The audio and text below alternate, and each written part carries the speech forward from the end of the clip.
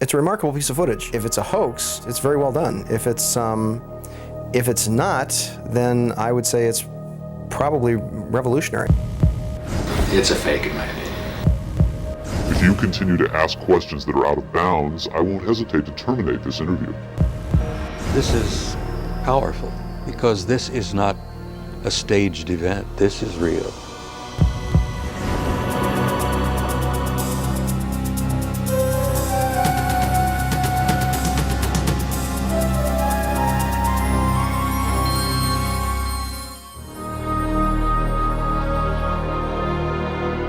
Interest in UFOs and Area 51 is at an all-time high.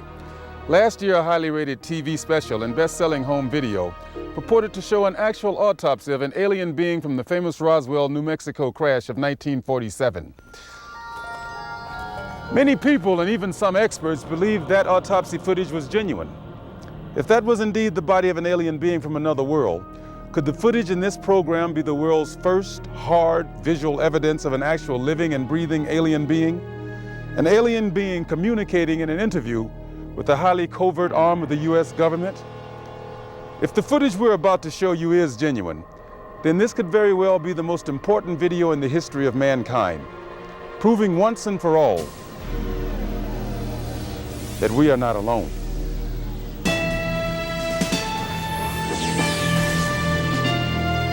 Within Nevada's Nellis Air Force Range, protected by the tightest security in the world, is the Groom Lake Test Site, aka Dreamland, aka Area 51, an installation so secret the government cryptically acknowledges its existence only as an operating location.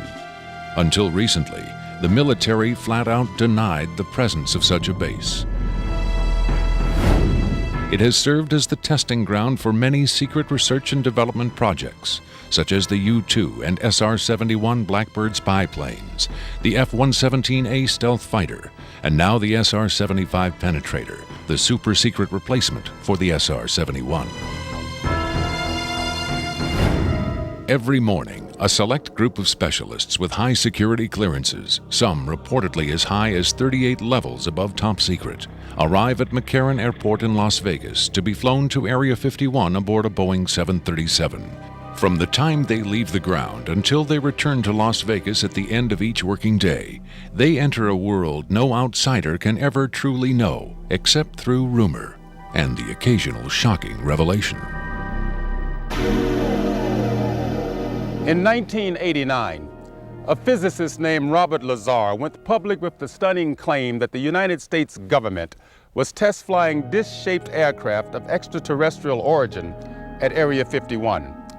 Interviewed in silhouette by a Las Vegas TV reporter, Lazar, calling himself Dennis, claimed to be employed at a site on the outskirts of Area 51 known as S4, where he was part of a team attempting to back-engineer the saucers to discover the secret of their advanced propulsion system.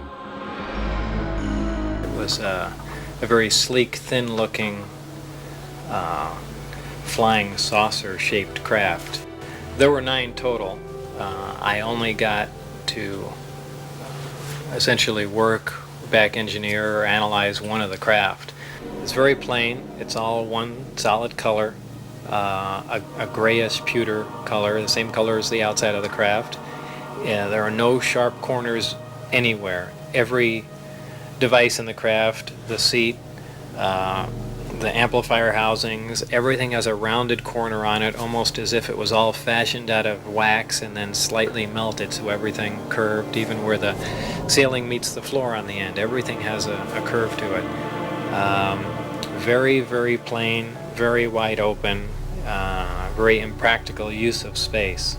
And there are 3 levels. The lower level houses the amplifiers themselves that swing, the 3 of them. The center level is where you enter the craft, where the seats and the amplifiers are, and the top level is a small area, and I did not have access to that, so I don't know what's up there.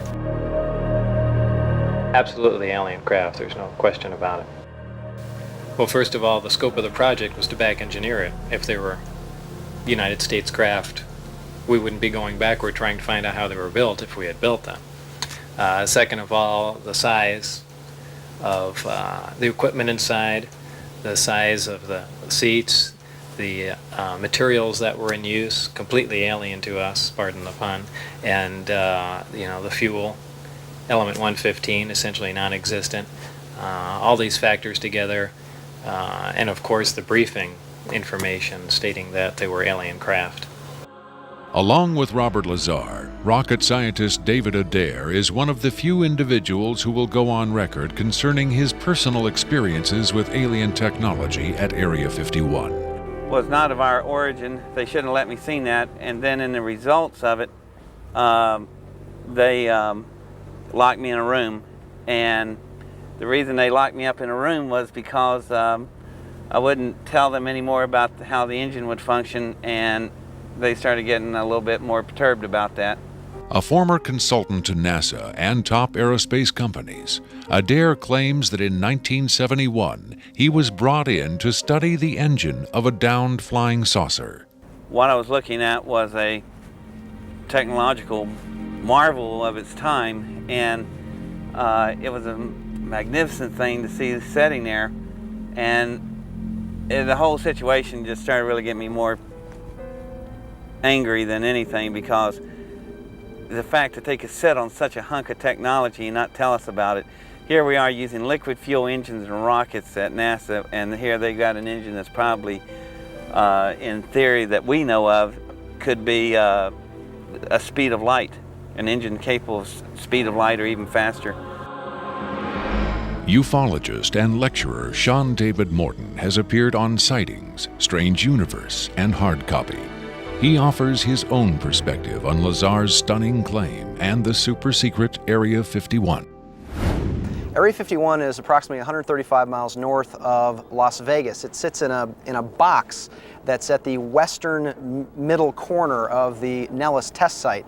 It was originally called the Groom Lake Facility, and Area 51 actually gets its name from a bombing classification. There's Area 49, 50, 51, 52, et cetera, et cetera.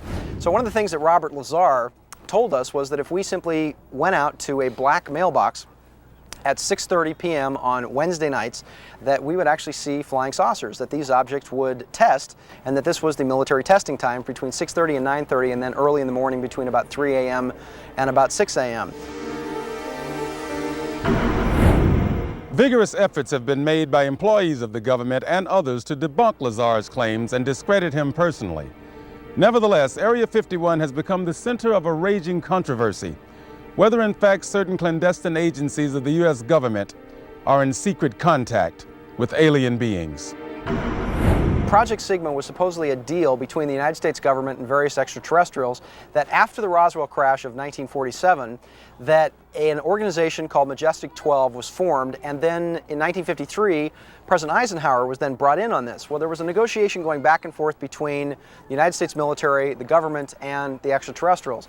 Apparently, we had a number of things that the extraterrestrials wanted. Number one, the military needed hardware. We wanted technology, we wanted weapons technology, propulsion technology, metallurgy technology, and in exchange for this, the ETs were willing to trade us their hardware for our software, and software namely being us. What they primarily wanted was genetic material, and in exchange for that, they were willing to give us certain technological advances, like a number of flying saucers. It is out of Area 51 that the tape we are about to show you was supposedly smuggled. On Friday, July 26, 1996, the offices of Rocket Pictures, a producer-distributor of motion pictures and television programs, received a phone call. A male voice, identifying himself only as Victor, claimed to be in possession of a videotaped interview with an extraterrestrial being. Tom Coleman, president of Rocket Pictures, was intrigued enough to take the call. I, of course, thought this was some hoax. In fact, I thought it might have even been my brother at one point. But as we spoke, this was someone who seemed to be very serious. We went back and forth on this, and I basically decided that, this is a little bit too weird for me. Thank you and goodbye. As I hung up, I had a very strange feeling that maybe, just maybe, there was something here. He said he had a tape of a space alien, an ET, that was being held in a military installation in Nevada. I'm not sure as a prisoner or a guest. And he had this on tape. As we've already heard from Sean Morton and others, this is not the first time allegations have surfaced that the U.S. government is playing host to extraterrestrial biological entities, or EBEs. The first and most famous alleged contact was the Roswell flying saucer crash of 1947. This is the incident from which the alien autopsy footage supposedly originated. But there have been persistent rumors that not all of the aliens retrieved from the Roswell crash were dead. The final fate of the survivors, if any, is unknown.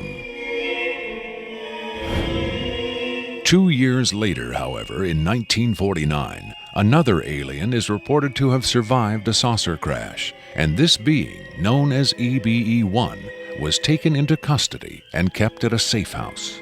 EBE-1 supposedly suffered from chronic health problems, which the doctors of the time were helpless to treat.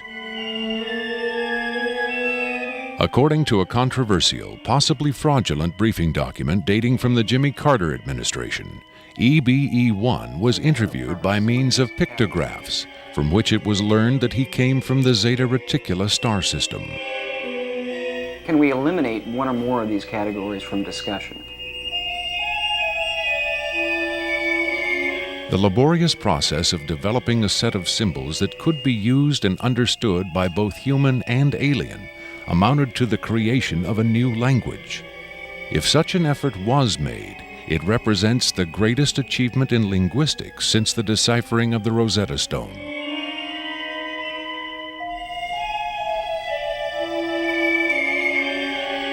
That such an achievement would be kept secret illustrates the hysterical paranoia of the time as the Cold War intensified under the threat of nuclear annihilation.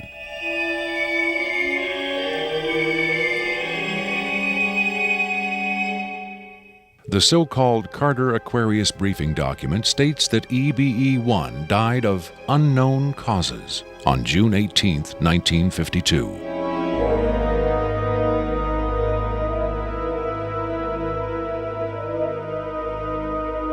Skeptics who doubt the authenticity of the Carter-Aquarius document find it unbelievable that highly advanced alien beings would allow one of their own to die under the primitive medical care of a species that had barely begun to conquer its own diseases.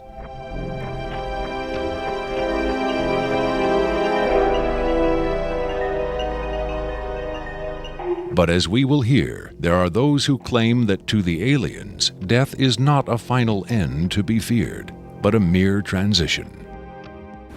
It was in the late 40s and early 50s that the U.S. government's policy toward UFOs was formulated. Publicly, there was Project Blue Book, which made a great show of gathering data on all the major UFO sightings, finally declaring them all to be hoaxes, mass hysteria, or swamp gas. But secretly, there may have been another policy at work.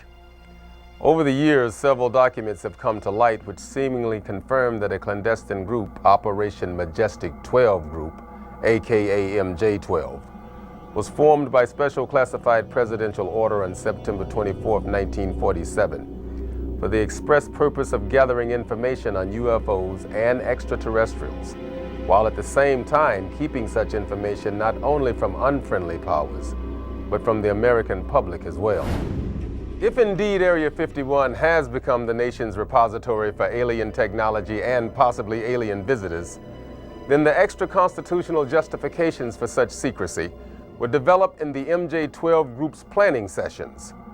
James B. Forrestal, Secretary of Defense under President Harry Truman, is widely accused of being the mastermind behind the creation of MJ-12. Once created, Majestic may have expanded its mandate beyond what Forrestal had intended. Whatever secrets Forrestal may have known concerning flying saucers and alien visitors, that knowledge died with him when in 1949 he mysteriously plunged to his death from a window at Bethesda Naval Hospital. Though he was being treated for depression, many UFO researchers doubt that his death was a suicide and point to the sinister workings of the possibly mythical MJ-12, which in their hypothesis may have been protecting its secrecy from a man who had come to believe the people had a right to know. As late as 1989, according to Bob Lazar, the identification badges at Area 51 read MAJ for Majestic. In December 1994, a document purporting to be the Majestic 12 Group Special Operations Manual was leaked to a noted UFO researcher. It contains the following directive under the heading Isolation and Custody. EBEs will be detained by whatever means are necessary and removed to a secure location as soon as possible. There follows this disturbing amplification. Although it is preferable to maintain the physical well-being of any entity, the loss of EBE life is considered acceptable if conditions or delays to preserve that life in any way compromise the security of the operations. From the beginning of the UFO age, it seems, secrecy was always the government's prime directive. In 1988, another anonymous government source, codenamed Falcon, claimed that a second extraterrestrial biological entity, EBE-2, voluntarily became a guest of our government, allowing himself to be examined and interviewed. In this scenario, Area 51 became, for a time at least, a sort of extraterrestrial embassy, the setting for mankind's first attempt at diplomacy with beings from another world. Different sources disagree as to how communication was established.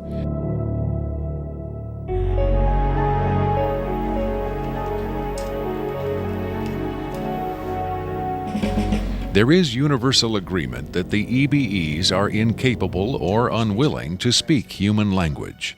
In addition to the pictographs used by EBE-1, it has been reported by Falcon that in the early 1950s, EBE-2 was fitted with some sort of artificial voice box, allowing him to speak words, and that he learned the English language very rapidly.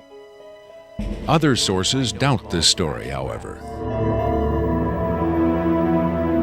By our kind, do you mean we Americans?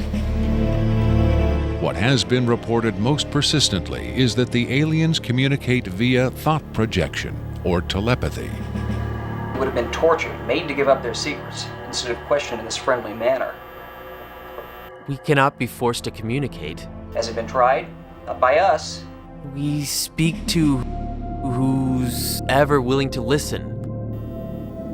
The idea of telepathic communication with alien beings carries with it the same doubts and controversy attached to telepathy itself.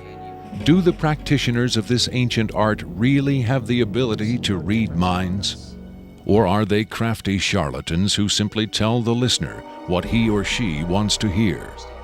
If the cynics are right, then the self-proclaimed telepaths recruited by the government in the 1950s were playing an astoundingly daring hoax by claiming to speak for the mute visitors from the stars. Defenders of telepathy call this notion preposterous and point to the long history of government-funded research into mind reading as proof that their science has merit. In the last 4 decades, there have been persistent, often contradictory rumors and even eyewitness accounts of other alien visitors meeting secretly with military or government officials. But what about today? The Tester Corporation has recently come out with a model kit of Gray, the extraterrestrial life form, and a scale model of the so-called sport model, the UFO Bob Lazar says he studied at Area 51. This UFO kit has quickly become one of the most successful model kits in the history of the company. If the military is, in fact, conducting tests of extraterrestrial spacecraft at Area 51, then where are the alien creators of these craft? In his first TV appearance under the pseudonym Dennis, Bob Lazar was asked if there are living aliens at Area 51. Clearly nervous, he evaded the question by saying, quote, "I really want to steer away from that right now," unquote. In subsequent interviews, however, he admitted catching a glimpse of two scientists talking to a strange short figure with long arms. He also reported seeing several documents that seemed to contain first-hand information on alien civilizations. Lazar is skeptical of a claim made by Falcon that a group of EBEs have been given complete control of a separate base within Dreamland. But he does admit having read a report of a tragic misunderstanding between military personnel and alien beings in the late 70s. Lazar states that it had to do with bullets the MPs were carrying, and that the bullets might explode, possibly due to a field the aliens had generated in that area. This encounter supposedly resulted in the deaths of all the humans involved by head wounds. But if there was ever a large-scale alien presence at Area 51, Lazar saw no evidence of it doing his work at S4 in the late 80s. Is it possible that the deadly misunderstanding of 10 years earlier brought human-alien cooperation to an end? In his September 21, 1987 speech to the UN General Assembly, President Reagan himself did little to dispel the notion that this deadly misunderstanding brought human-alien cooperation to an end.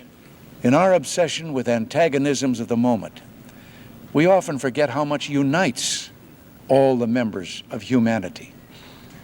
Perhaps we need some outside universal threat to make us recognize this common bound. I occasionally think how quickly our differences worldwide would vanish if we were facing an alien threat from outside this world.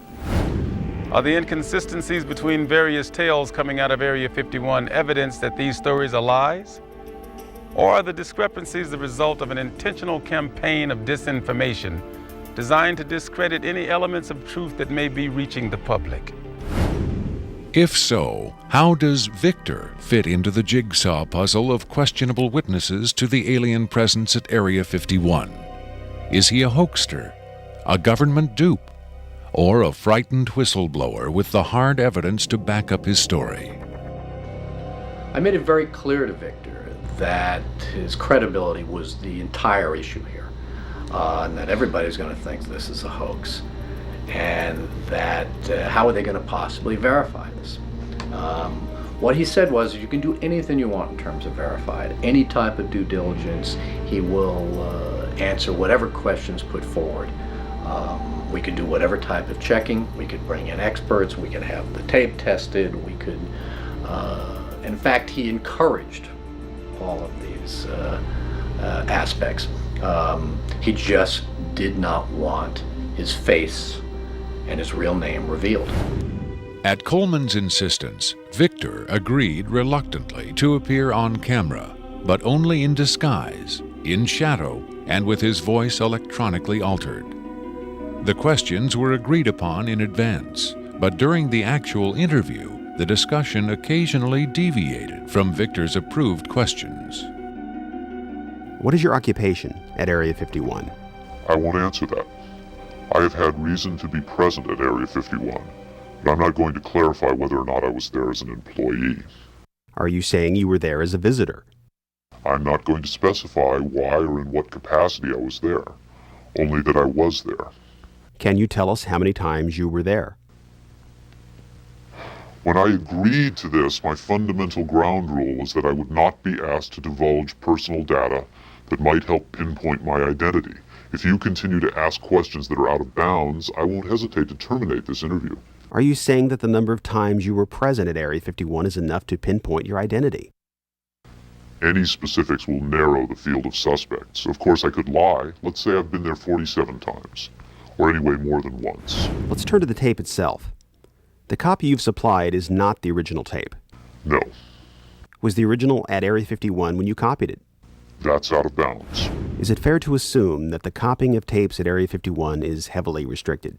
You can assume anything you like. I would say that's a fair assumption. That's obvious.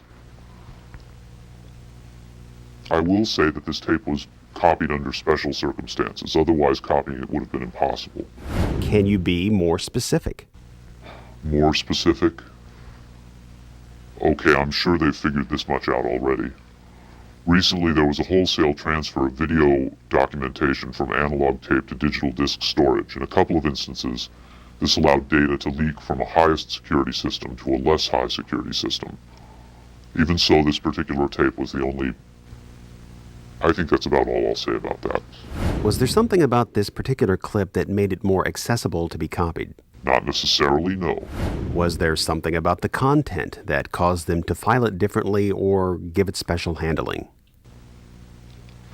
This interview was terminated. The interview resumed only after a discussion of the ground rules. Have you personally seen the alien being that appears in the tape? Yes, I have, but I stress I was not necessarily present at the interview session that appears on the tape. I'm not going to be specific. I may have encountered the being at another time. What can you tell us about the alien interview we're about to see? This one is rather recent, very late in the series. The interview process has been ongoing since the being arrived, which was in 1989. Approximately twice a month, they sit it down for a session that generally lasts from 3 to 5 hours. If they try to go longer than that, or if they schedule the sessions more frequently, the being becomes unresponsive. There's a fair amount of infighting among the scientists from different disciplines to get their questions asked. What has the alien revealed? Various minor technical details of the saucers. The physicists and engineers are frankly frustrated. They feel the being is withholding information. Possibly concepts are getting lost because all the information has to come through a telepath. But also it may be that the bulk of their scientific knowledge is just too advanced to be translated into our primitive conceptual framework. It's analogous to if a human scientist were to try to translate quantum mechanics into the grunts and screeches of a chimpanzee. That's not a very flattering comparison. Frankly, there's a high attrition rate for scientists in the program. You'd think they'd be energized by the challenge, but a lot of them take the ego deflation very hard when they find out not only how much they don't know, but how much they aren't even capable of understanding. What else has the alien communicated? Oddly enough, the being seems to have a much easier time communicating spiritual concepts.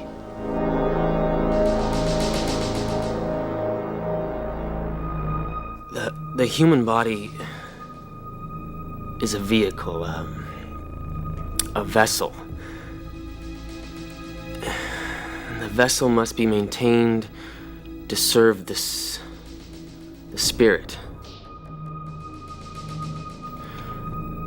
with maximum efficiency.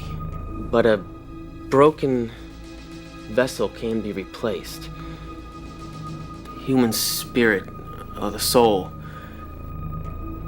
can have many vessels. Is the process natural or technological? Both are one. Technology is a natural excrescence of humanity. Technology is a process the vessel uses to perfect itself. So this transference of the soul from vessel to vessel, did your kind create the mechanics of it, or is it a natural... Did it predate the intellectual creation? Before understanding must come acceptance. Then it's not technological. Well, I think what he's trying to say is that the question is meaningless. The soul can travel from vessel to vessel. Reincarnation, transfiguration, whatever. It's real. What I'm getting at is, does he know how it's done? Victor uses the term vessels to refer to the alien's conception of the body as a disposable vehicle for the soul.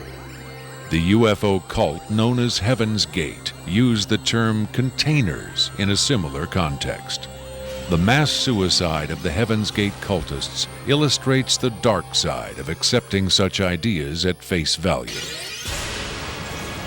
Doe, the Heaven's Gate cult leader, preach that humans can pass from container to container. The mysterious Victor, on the other hand, harbors no such belief. In his interview, recorded months before the Rancho Santa Fe tragedy, Victor made his attachment to his own earthly vessel abundantly clear. And let me just state here publicly, to head off any clever ideas anyone might be having, I have never been, am not now, and never will be suicidal. But how would the public know if something happened to you, since we don't know who you are? I'm taking care of that, trust me. If something happens to me, if I die, people will know who I am. Do you think it's a reassuring sign that these aliens can communicate with us on a spiritual plane? It would be nice to think so, but I'm not sure if it's really such an achievement considering the mismatch between our intellects. I mean, you're not going to have much luck making your dog understand calculus. But if you pet him on the head and say, "Good dog," aren't you communicating spiritually? And doesn't the animal control officer say, "Good dog," when he comes to put some poor stray to sleep? Doesn't the vet try to reassure the animal just before he spays it? When you're dealing with beings whose intellect is so far beyond your own, I don't think it's safe to assume they have your best interests at heart. What about the content of the tape segment you brought? As I said, this is late in the series. In fact, it's quite close to the end. Because of his unwillingness to reveal his own identity, Victor's story stands or falls on the credibility of the tape he supplied. Here, exclusively, for the first time anywhere, is the uncut, uninterrupted alien interview tape, shown in its entirety in real time.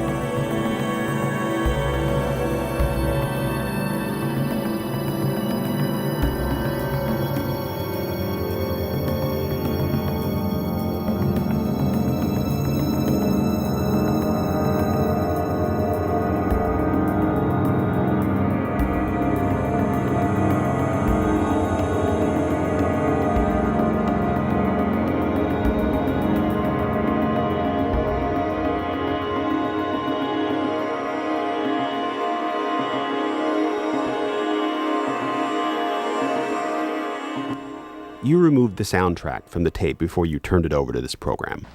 That's correct. I can't allow the voices of the project personnel to be heard by the general public. There's a very good chance their family or friends on the outside might recognize them. Isn't your purpose in releasing this tape to expose Area 51 to the world? My purpose is to expose the existence of the aliens, not compromise these individuals. I made the decision to come forward.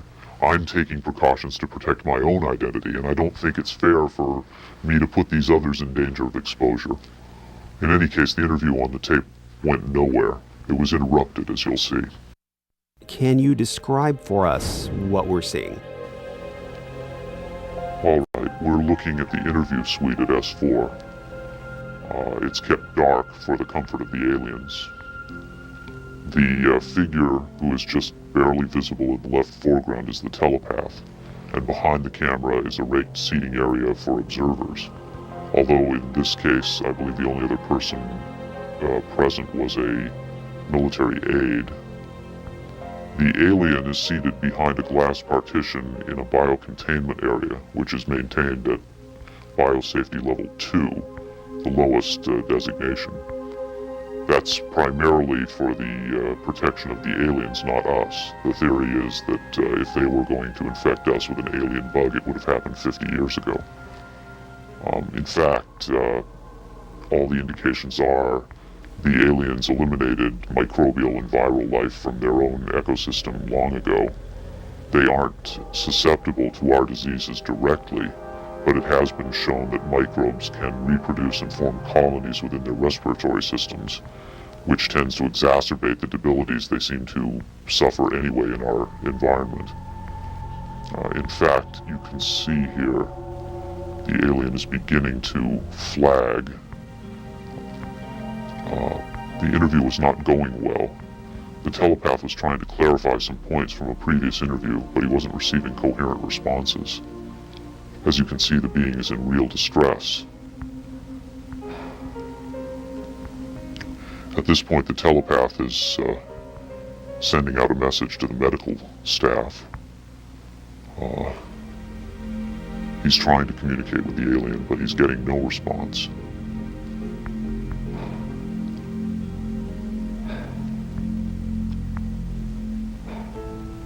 There's very little he can do. There's no direct connection between his space and the biocontainment area. That's the aide stepping in on the right. The medical staff should be there by now. They're slow in responding. There they are. I have to say the medical personnel at S4 are less than first rate. They tend to be selected for their willingness to keep secrets rather than their medical competence. By the way, he's not shining that light into the eyes. It looks that way, but in fact he's checking for hemorrhaging around the eye sockets and in the nasal cavity. I'm sorry. It's very hard for me to watch this.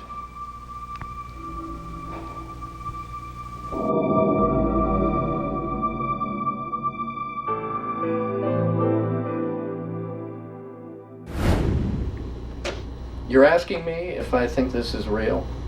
That have I finally seen a space alien?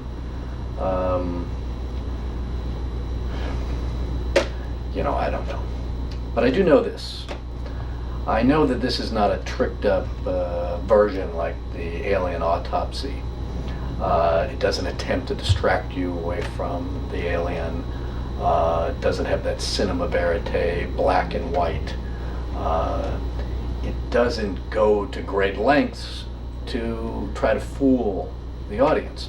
It's straight ahead. It's an alien on tape. Pretty much the way you'd probably film it. The point is this: what if it is real? In evaluating the authenticity of the alien interview tape, the logical place to begin is with the videotape itself. What can the technical details of this recording tell us about its origin? Rocket Pictures sent Victor's original tape to the Phoenix laboratory of renowned image analyst Jim Delatoso. Using the most up-to-date digital technology, Delatoso tried to determine the tape's authenticity. I've been exploring, looking at different aspects of the image itself to develop questions for a matrix on is it real or is it fake. I grabbed a frame in the computer and we're outputting it now in digital format, and you can see that we have an absolutely solid picture. What we've done is taken the picture and moved it over so that we can look at the information that's in between the frames. Now, when we look at the motion video, we can see that it still is not bad. And when we have this little indicator down here, it tells me that the original image was transferred using some kind of time-based corrector. These are video screens up here, television, video monitors, and they're off at an angle. If this was shot using a video camera with lines on it, we would see moire patterns up there, and we don't see the moire patterns. So there's a probability that this was shot originally on film, possibly a film stock like 7252 or 7247, depending on the lighting. The idea that these images may have originated on film is in direct contradiction to Victor's statement that the interview was shot on video. On closer inspection, Delatoso decided the images could indeed have been recorded by a video camera under certain specific conditions. In this case, I get the sense of it that this was originally created using either film, transferred telecine to beta, that then this is the third generation, or it was taped under very low light conditions with the video gain boosted probably 12 dB. Even the emotionless analysis of a computer cannot provide a definitive answer. Delatoso's efforts yield tantalizing hints, but in the end they only increase the mystery. One of the key things about this creature are its eyes. Like the other experts, video analyst Jim Delatoso was emotionally affected by what he saw. He took the tape very seriously and offered this personal opinion. If someone faked this, I don't like these people. I think it's a bad thing for people to do, because if extraterrestrials come here, it's an incredibly important thing to understand who they are and why are they coming here. If this is not faked, I think we've got a glimpse here of a sense of communication with someone who came from a long distance away. When asked his opinion of the alien interview, Adair was careful to answer only in terms of his own experiences. If you're referring to the film where it's aliens being interrogated at Area 51, I don't know. I've never seen a UFO in my life. I've never seen aliens pickled in a jar or anything like that. But I know I saw an engine that wasn't from our terrestrial technology. If you're looking at an engine like that, it came out of a craft. If it come out of a craft, then that craft has occupants. So it's very logical to assume then that those occupants could still be here and they could be interrogating them, or they could have downed another craft since 1971. Makeup artist John Criswell has provided special effects creatures for many Hollywood motion pictures and television shows, such as Spaced Invaders and Babylon 5. Hired by Rocket Pictures to create the aliens for the recreation segments of this program, Criswell was very interested to finally see the real thing. By Hollywood standards, I would say it's a pretty decent puppet. Well, to be honest with you, I would love to buy this being real, but it's probably a hoax. Well, I think this is a really cool design, and it's a great concept, but I think I could have done better. Whoever did this, I mean, they could have a job in Hollywood in a minute, no problem. This one has a much creepier quality than the alien autopsy tape, I think. That one I definitely didn't buy just because of the way it laid on the table. There was a couple of things. This actually, whoever did this was, or if someone did this, they were very clever because it it hides a lot of stuff. So that's what makes me kind of disbelieve it a little bit. But, you know, who knows? Criswell thought the alien exhibited movements that would be difficult to fake. There are moments when this looks very real, and I don't know how they did certain little things about this. So right when I would say that it's definitely a puppet, he moves a certain way, or he'll lift up in the frame and all that, and all these little things are important to the, you know, to the character of it. Academy Award winner Rick Baker is one of Hollywood's reigning masters of makeup effects. He transformed Eddie Murphy into a 300-pound man for The Nutty Professor and has created monsters for countless films, including An American Werewolf in London and the UFO-related Men in Black. Baker dismissed the tape as a fake. Yeah, this doesn't fool me. I don't buy this. I think this is a puppet, and you've got a table in the foreground that's hiding the rest of its body. You've got some kind of whatever that instrument is in the foreground. It's also lit very mysteriously. I think if you were going to record this alien, you would want to see it, and you wouldn't want to hide it behind a table, and you would light it in a way that would show up much more than this. And this particular movement, this head-jerking movement here especially, looks very puppety to me. It looks a little overdone and very much like a guy with his hand inside this thing maneuvering it.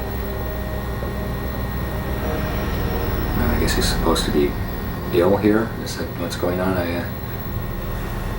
It just looks like they went to a great deal of effort to hide as much of the anatomy other than the head on this puppet, and I just don't buy it. I would be willing to stake my reputation on the fact that I think this is a hoax. It's very interesting to see them. In Baker's opinion, there was no controversy at all. It's a fake, in my opinion. We could build better. We have built better, actually. UFO expert Robert Dean, on the other hand, had no doubt whatsoever that the tape was authentic. This is powerful because this is not a staged event. This is real. In the 1960s, Robert O. Dean served as an Army intelligence analyst at NATO headquarters in Europe, where he claims to have seen first-hand evidence of alien beings and their artifacts. Retired from the Army, he is now a highly regarded UFO researcher and analyst. Dean was asked to view the tape and offer his expert opinion. They're treating him like a piece of livestock, wiping his lips. Calling on his own first-hand experience for comparison, Robert Dean was stunned and moved by what he saw. That breaks my heart.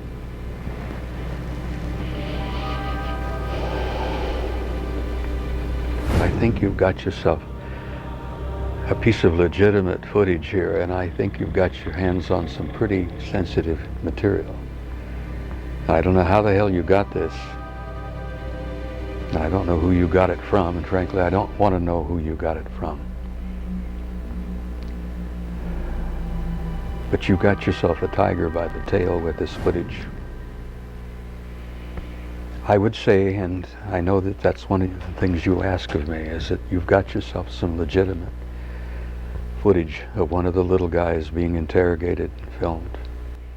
And there's a reality to it, and there's a sensitivity to it that literally breaks my heart.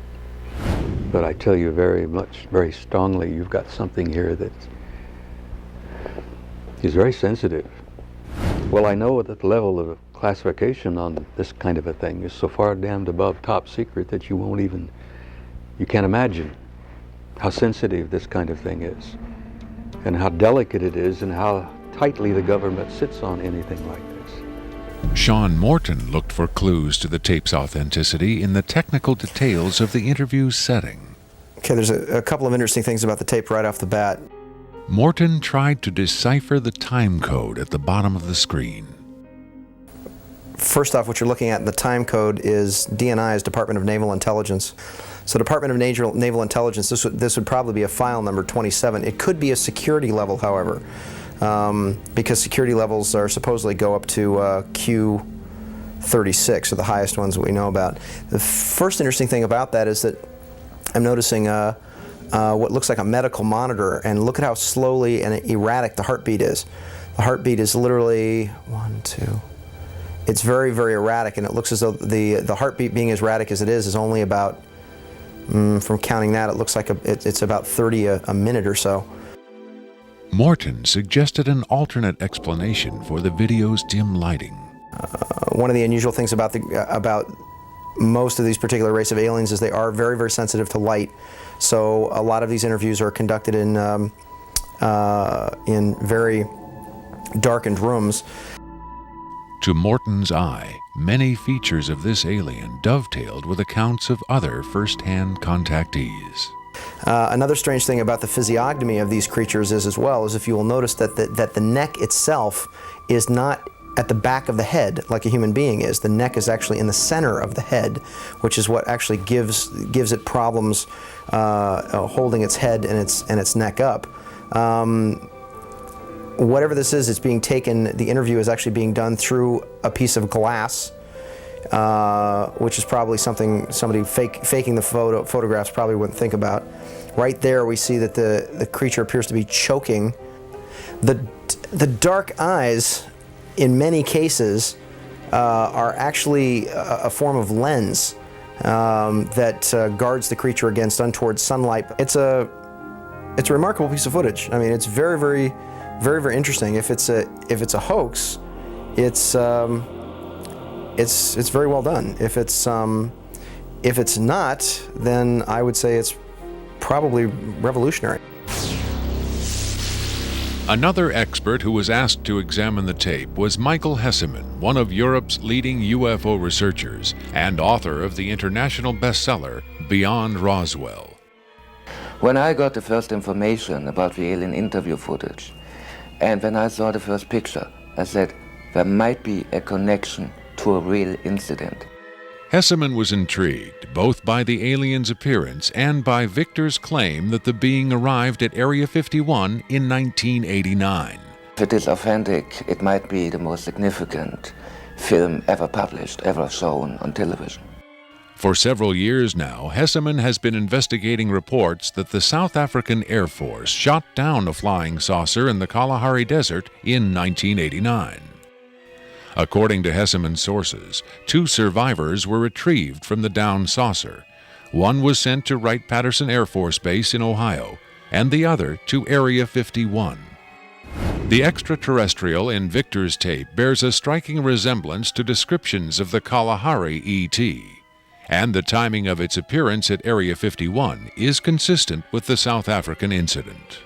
If you see the drawings we have of the Kalahari alien and the descriptions we have, it seems to be the same being. And the Kalahari incident puts the alien interview footage into a context and gives it at least a probability that it might be real. It might be the real stuff, we just don't know.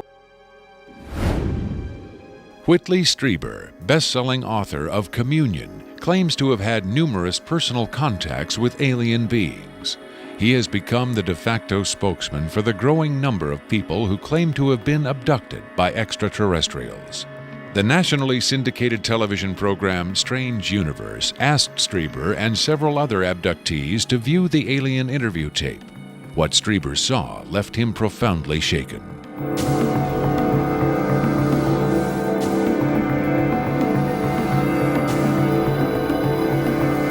Strieber would not agree to be interviewed on camera for this program, but on Strange Universe, he had this to say.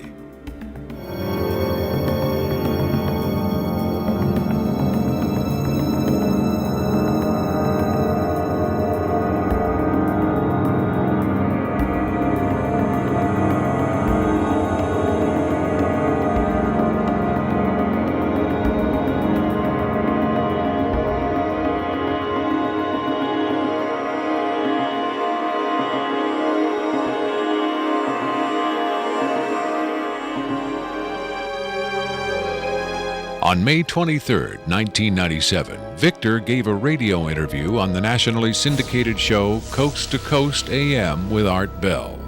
Speaking by telephone from an unknown location, Victor answered questions from host Art Bell and his guest, UFO expert Sean Morton. From the Kingdom of Nye Coast to Coast AM continues with Art Bell. It is going to be a very interesting morning. Let's see if we've got Victor on the line. Victor, are you there? I'm here. Welcome to the program, Victor. Afterwards, this is what Bell and Morton had to say about Victor's credibility. What a hell of an interview, huh? Boy, oh boy, talk about making history on the radio. It was, as far as I could tell, he answered every question properly as far as exactly where the locations are, to the, descriptions of the, the transports, the 737s, to the CTS-43s, the retinal scans, the 5 levels at S4. A veteran of countless controversial interviews, Art Bell still found himself impressed by his encounter with Victor. In the first, I think, half hour, I sensed that I was getting a kind of a runaround, or that I was not satisfied with the quality of the answers that I was being given. But as the interview progressed, and Victor, to some degree, began to relax, I began to get a different sense, and that was that he was telling me the truth. I think Victor was scared. I think Victor really is scared. And so my judgment of the interview after about the first, maybe 20 minutes, half hour, is that we began to get some real information. It was a significant milestone. There's no question about that in broadcasting.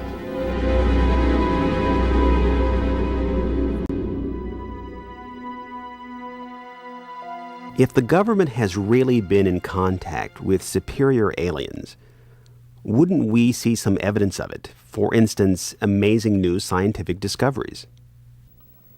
Limitless free energy? A cure for cancer? We might if the government's motive were the betterment of mankind. The government's motive is control. And just as much as they crave control, they fear loss of control. Knowledge is power, but power does not necessarily confer competence. The people at the top of this program are intellectually very average. They're not capable of making proper use of what's been handed to them, but they have no intention of letting anyone else ever get a chance to solve the puzzle. And let's not forget there's also the real possibility that the government is being manipulated by the extraterrestrials for their own purposes. You could have released this tape to the news media, but you insisted on being paid for it. Doesn't that cast doubt on your own motives? Yes, and I was aware of that going in, but that's a cross I'm prepared to bear. I find it disgusting that the most important event in human history is being kept secret simply because certain unimaginative officials have the power to do so. But at the same time, I do see the irony in my own actions. All I can say is, had I had the choice, I would not have insisted on profiting from this revelation, but since by lifting this veil I've endangered not only my career, but possibly my life, I felt the need for some small measure of monetary freedom to deal with any eventualities. And let me say, I could have demanded significantly more money than I did if I had been willing to compromise my anonymity. There have been other whistleblowers who jumped at the chance to become celebrities, which I think casts even more doubt on their motives than some people may be casting on mine. Do you believe your life is in danger as a result of making this tape public? I would hope not. I would like to think my government is a little more civilized than that, but at the same time I don't intend to give them the chance to prove me wrong. At any rate, to a certain extent, I'm counting on being disbelieved. Obviously, they would like me to be perceived as a hoaxer. If something were to happen to me, if I should die suddenly in a freak accident, it would obviously lend credence to my story, and I assume they understand that and will act or not act accordingly. Why should anyone believe this tape is authentic? Use your own judgment. That's all any of us can do. There's been so much secrecy and disinformation over the last 50 years that it's become impossible to prove anything in the face of official denial. Of course, the flip side is nobody really believes anything the government says. Robert Dean heads a growing movement lobbying Congress to release former NASA intelligence and military officials from their security oaths so they can talk openly about U.S. involvement with UFOs and aliens. As early as '49, your government knew we were dealing with extraterrestrial intelligence. And then it sort of blew up more and more. Every year there were more discoveries, more conclusions, more contacts. And as you probably know, we have indeed retrieved crashed hardware, and we have reverse engineered it, and we have indeed been flying some of that hardware in this base not too many miles outside of Nellis, near Las Vegas. Dean believes the time has come for the government to tell the people what it knows. The truth has got to come out. We're over 30 years too late. The people not only have a right to know, they have a need to know. And damn it, I stand in this belief, and I will say this and stand by this till the day I die. Congress has the responsibility, Congress has the obligation to the people, to the Constitution, and to the nation.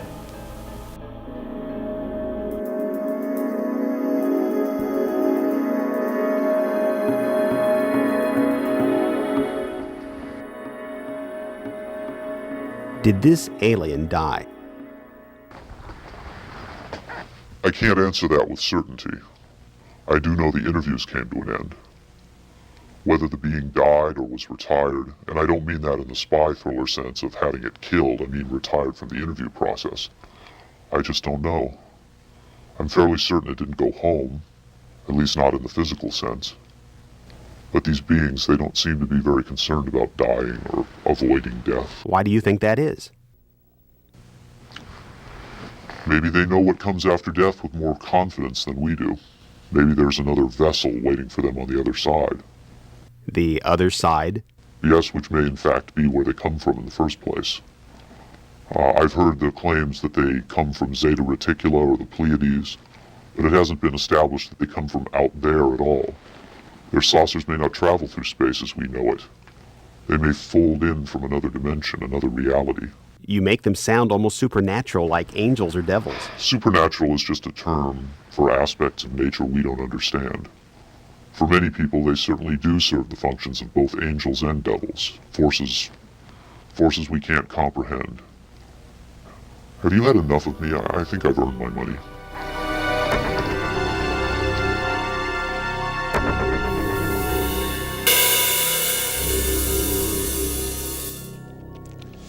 Is seeing believing? Can the images on this little tape really be what Victor claims? To even take the question seriously requires a belief in the possibility of wonder, a willingness to accept an almost unimaginable truth. It's far easier and safer to label it a hoax. I'm standing on Nevada Highway 375, America's official extraterrestrial highway, redesignated last year by the legislature in acknowledgement of the worldwide fame that has become attached to this desolate spot. Beyond those mountains is Area 51, the most widely discussed secret place on Earth. Whether as a hoax or a mind-expanding revelation, this alien interview is now a part of the Area 51 legend. There will come a day when the secrecy at Area 51 ends. When that day comes, then we will know whether this tape was real and what the true motive was for its sudden appearance. Until then, we can only speculate, investigate, and hope.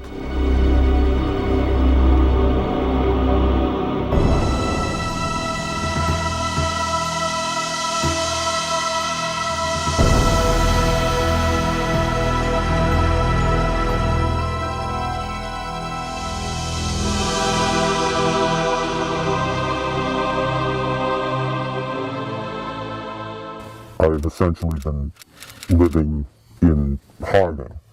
Essentially, my life from before your documentary ended with that phone interview, and since then I have been living by my wits.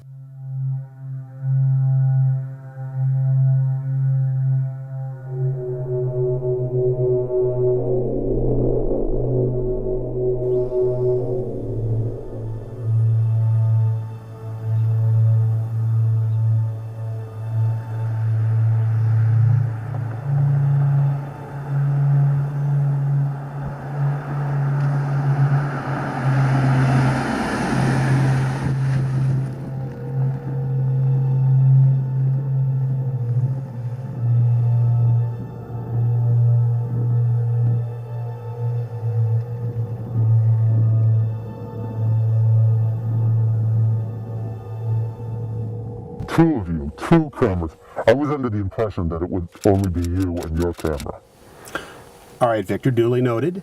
But you did come to us and request this interview. Yes. And you did request money, which you've been paid. Yes. Per your insistence, it was just to be me. Yes. And I'm not a professional cameraman, so I did bring along a second cameraman to shoot some additional footage so we have something to cut to. Okay, on B camera? B camera set. Okay, here we go. So, Victor, here we are. Well, I must say that I never expected to hear myself called Victor again, or to find myself in disguise in front of a camera again. It's now been 11 years since we last conducted that interview. Yes, the Art Bell interview you arranged for me. In May 1997. As the interview progressed, I began to get a different sense, and that was that he was scared. I think Victor really is scared. That was a pleasant experience, I say with some sarcasm. Looking back on it now, 11 years later, you didn't want to do it. I did not want to do it on the day that I did it. You and that rocket man foisted it upon me after we had made an agreement for one on-screen appearance in your little documentary. And then somehow that agreement metastasized into an ongoing series of promotional appearances, which was not part of the agreement. You agreed to do that one phone interview with Art Bell Coast to Coast to promote the video at the time. Which was a live interview, and I had made it abundantly clear that I was not to be put in a position of revealing my whereabouts in a live situation. Again, Victor, with all due respect, you knew that the Art Bell show was live. You say that now, that's not how I remember it, but in any case, it's a thing of the past. Well, in any event, you contacted us for this interview. This situation has not been of my choosing. If I came to you and requested, as you say, in fact, I find that characterization insulting. I did not request to give you information. I offered you information. Yes, I did demand payment. Certainly I demanded it. I would not have been given it had I not demanded it. You are the businessmen. You are the filmmakers, the video makers, the documentarians. You and that rocket man, you have made whatever profits have been made over the last decade off of the... I can't think of a reason why I would want to be giving you information were it not for the money. Certainly any illusions I had that my information might actually spur the government have been sadly mistaken. It's been 11 years since I brought out that tape. What follow-up has there been? Who among these so-called ufologists, these self-proclaimed investigators, show me one of them that's demanded information about S4 under the Freedom of Information Act. Show me one of them that has seriously attempted to confirm or deny the existence of the alien interview program. All they care about is talking among themselves and making videotapes, making documentaries, promoting themselves. Do you at least feel vindicated that no one has conclusively debunked the tape? What the only vindication that I could imagine would be if the government finally revealed all that they know about these aliens. So are you saying that the internet truth seekers are not living up to your expectations? That is an understatement. Well, I should say they perhaps are living up to my expectations, since my expectations were admittedly low to begin with. All the days in which people took Bob Lazar seriously, and who is that person in your documentary, that Morton character? Sean David Morton. Yes, a researcher. What has he discovered to corroborate or debunk the interview since that time? He was more than happy to take it at face value. Then, when he too was being paid, I assume you paid him as well as me. All of these people are charlatans. All of these people are at best hobbyists and at worst professional con men. Well, I'm assuming that you've seen the finished product. What did you think of Bob Dean's interview, the retired NATO commander? Well, he took the video at face value, but that was a case of being correct by accident. What about Rick Baker? Rick Baker's won Academy Awards. Rick Baker is a professional makeup artist, a makeup businessman. It's in his best interest to say that he can do much better than the real thing. And that other makeup man, the same goes for him. The John Criswell. John Criswell, yes. They both were happy to brag that they could create a more realistic alien. Fine. Well, where is it? In the Men in Black movies? In that ridiculous alien autopsy footage? Show me a more authentic alien than the one in that interview. By all means, if these makeup people are capable of creating a more realistic alien, then show me, compare it, place it before the public. These people are show people. Everything for them is hyperbole.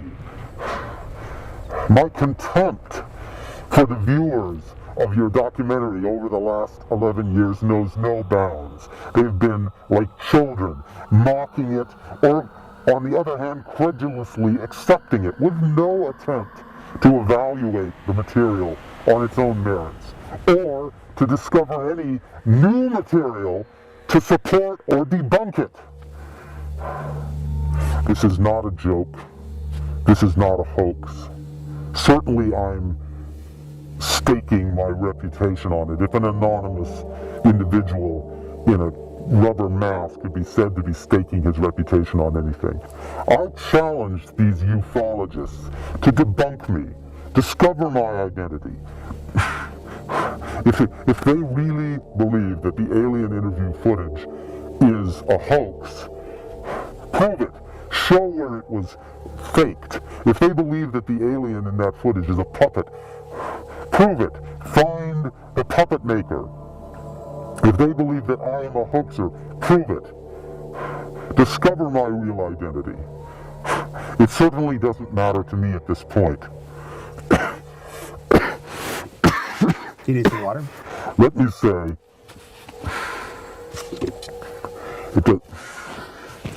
no. And let us finish this. All right. Let's move on to some new areas. How do you respond about rumors in the UFO community that Cheney and Rumsfeld have known about the EBEs since the Nixon administration? Well, certainly Cheney knows everything there is to know within the government. There's not much that is kept secret from the general public that Cheney does not know. As for Rumsfeld is a bombastic clown, but he has certainly shown quite a bit of interest in new technologies, shall we say. I will say this to those UFO researchers who seem to be sitting on their hands waiting for someone else to bring them information. If you do your research and discover where Rumsfeld was in the middle of March of this year, I think you will learn a few things that perhaps you would like to know. Would you care to elaborate? No, I would not care to elaborate, and I frankly don't think that you, the producers of this documentary, would like for me to elaborate. Do you think that President Bush has been kept up to date on our ET program, or that Cheney has kept all the information from him? President Bush, now there is a puppet. There is your artificial marionette. And no one seems to be able to identify him as an artificial president. Why should they be able to recognize a real alien when they see one? President Bush is irrelevant to the process of government, and certainly irrelevant to the decision-making that goes on from the Vice President's office.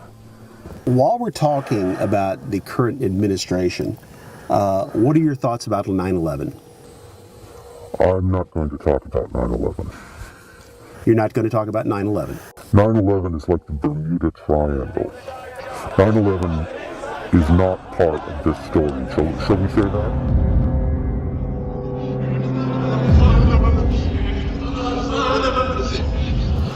Are the EBEs still at the base in Utah? The base at Utah. In the Art Bell interview in 1997, you alluded, I believe more than alluded, to the fact that the EBEs were moved from Area 51 which has been to the base in Utah. Yes. Are the EBEs, in your opinion, with your knowledge, are they still at the base in Utah? The EBEs, to my knowledge, are all, at this time, deceased, if you want to call it that. Before we go any further, I just want to say to you, not to your viewers, but to you, and to that rocket person, that this will be the last time you ever see me. This will be my last statement, bar none. And this time I can say that with conviction, because it seems that this container has reached its expiration date. I am apparently not long for this world. So, this will be my final testament.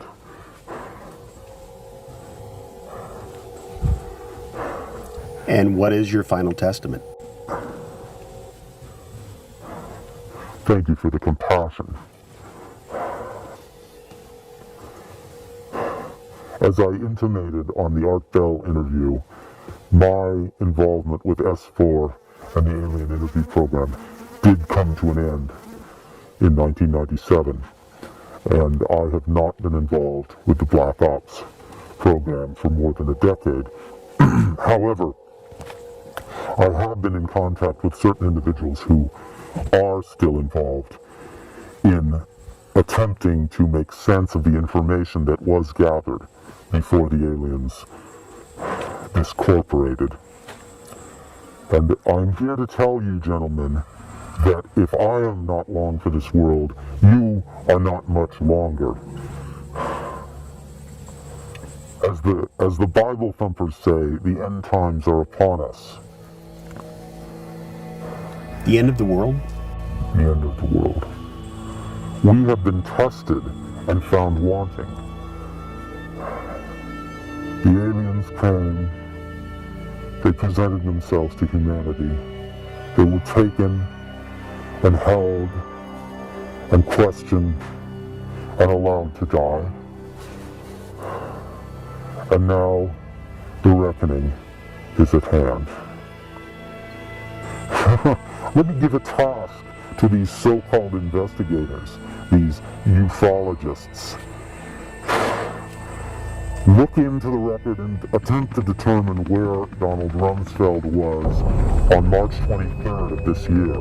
What is the significance of this Rumsfeld date that you keep referring to? Donald Rumsfeld has been aware of the alien interviews at least since 1974, in the last days of the Nixon cabal. And even when he was out of government, he managed to keep his hand in. But it was not until the bogus Telepath program was finally exposed within the secret Black Ops operation that the true translation, that the true meaning of the alien communication was made clear to him. And since then, I think you will find he has lost all interest in the United States and trivial earthly power. His sole interest now is to find a way to be one of those who are taken off when the end comes. So what you're saying is the biblical end times are upon us? Is that what you're telling me?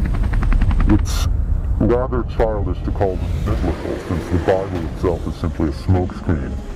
These aliens come from the universe of science, not the universe of religion. Religion is a deliberate disinformation campaign started by those who first encountered the aliens and first kept that knowledge to themselves. Donald Rumsfeld is merely one of the last of the line of those who try to maintain personal control over information that should have been made public to the entire human race. And now that he understands exactly what it is these aliens have been trying to tell us, he has completely lost interest in the rest of humanity. His sole concern is to be one of the few, one of the what he considers to be the elite, the elect specimens, if you will, the elect specimen, who are taken off the earth before the final trumpet sounds. Well, I have to tell you, this sounds an awful lot like Armageddon. I mean, 2012, the Mayan calendar. The Zolkeen calendar is another inaccurate representation of what we are talking about. The date 2012 is not accurate. The Mayans considered themselves to be far better mathematicians than they actually were. In point of fact, the date is very close, but not 2012. Not 2012. Not within my lifetime that's left of it, but certainly within yours. Let's just say that I wouldn't plan a 20th anniversary edition of this documentary. My head is a beehive. You're not really saying, Après moi le déluge solaire.